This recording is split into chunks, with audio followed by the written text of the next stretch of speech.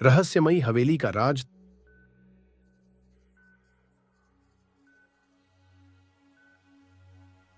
तीन दोस्त। अर्जुन, निडर और साहसी। जैद, जिसे पुरानी चीजों और इतिहास में दिलचस्पी थी। कबीर, थोड़ा डरपोक लेकिन समझदार।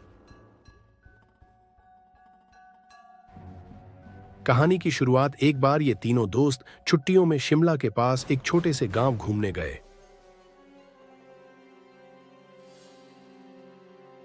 वहां के स्थानीय लोगों से उन्हें एक खामोश हवेली के बारे में पता चला। गांव वालों का मानना था कि उस हवेली के अंदर एक ऐसी रूहानी ताकत है जो किसी को वापस नहीं आने देती। जैद ने एक पुरानी किताब में पढ़ा था कि उस हवेली में राजाओं के जमाने का एक बहुमूल्य नीलम सैफायर छुपा हुआ है। अर्जुन की हिम्मत और जैद की उत्सुकता ने उन्हें रात के सन्नाटे में हवेली जाने पर मजबूर कर दिया।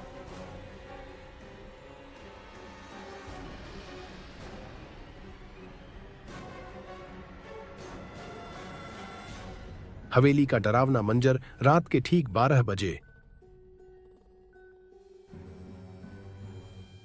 तीनों दोस्त हवेली के भारी लकड़ी के दरवाजे के सामने खड़े थे।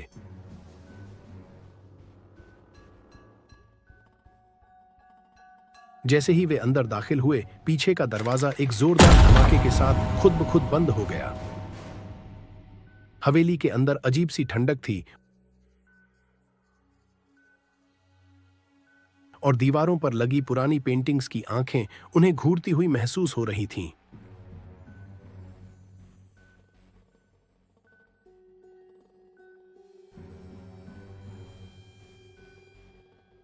कबीर घबराकर बोला, हमें यहां से वापस चलना चाहिए, यहां कुछ ठीक नहीं है।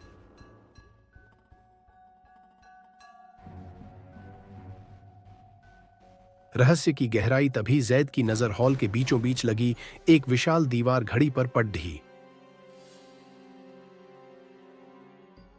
उस घड़ी की सुइयां 12 पर रुकी हुई थीं, लेकिन हैरानी की बात यह थी कि उसके टिक टिक की आवाज पूरी हवेली में गूंज रही थी।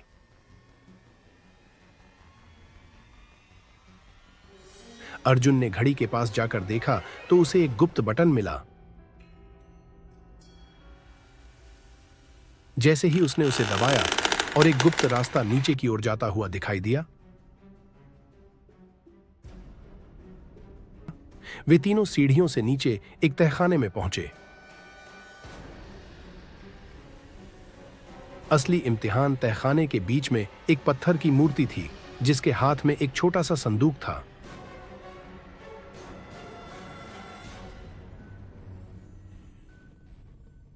जैसे ही अर्जुन ने वह संदूक खोला, पूरा तहखाना चमक उठा।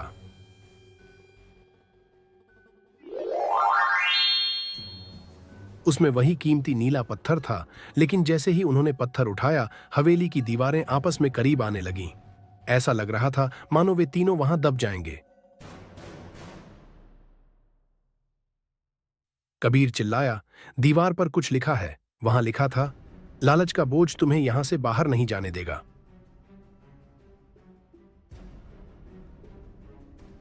अंजाम जैद तुरंत समझ गया।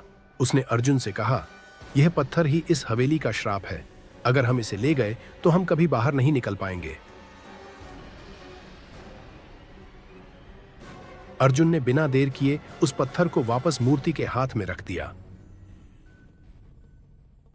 पत्थर रखते ही सब कुछ शांत हो गया। सामने का एक गुप्त दरवाजा खुला और वे तीनों भागते हुए बाहर निकल आए।